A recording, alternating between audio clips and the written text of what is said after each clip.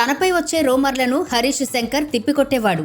ఉస్తాద్ భగత్ సింగ్ ను పక్కకు నెట్టేసి రవితేజతో సినిమా ప్లాన్ చేస్తున్నాడని న్యూస్ వచ్చినప్పుడల్లా కౌంటర్ ఇచ్చాడు హరీష్ శంకర్.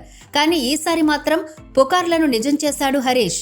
ముచ్చటగా మూడోసారి మాస్ మహారాజుతో సినిమా అనౌన్స్ చేశాడు. పీపుల్ మీడియా ఫ్యాక్టరీ బ్యానర్ పై ప్రముఖ నిర్మాత టీజీ విశ్వప్రసాద్ ఈ సినిమాను నిర్మించనున్నారు. ఈసారి మాస్ రీయూనియన్ ఇంకా స్పైసీగా ఉంటుంది. త్వరలో ఇతర వివరాలు తెలియజేస్తాం అని యూనిట్ పేర్కొంది. షాక్ సినిమాతో హరీష్ శంకర్ ని దర్శకుడిగా పరిచయం చేసిన రవితేజ ఆ తర్వాత మిరపకాయతో మంచి హిట్ అందుకున్నాడు. ఇటీవల పీపుల్ మీడియా ఫ్యాక్టరీలో ధమాకా సినిమాతో బ్లాక్ బస్టర్ కొట్టాడు.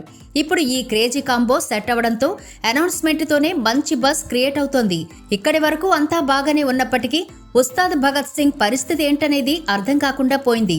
గబ్బర్ సింగ్ కాంబినేషన్ ని రిపీట్ చేస్తూ పవన్, హరీష్ శంకర్ కలిసి ఉస్తాద్ భగత్ సింగ్ సినిమా చేస్తున్నారు. ఈ మూవీ షూటింగ్ ఎప్పుడో మొదలైంది. కానీ ఇంతవరకు సగం పార్ట్ కూడా పూర్తి కాలేదు. ప్రస్తుతం పవన్ ఏపీ పాలిటిక్స్ లో బిజీగా ఉన్నారు. దీంతో ఈ ప్రాజెక్టు ఎప్పుడు కంప్లీట్ అవుతుందో తెలియదు.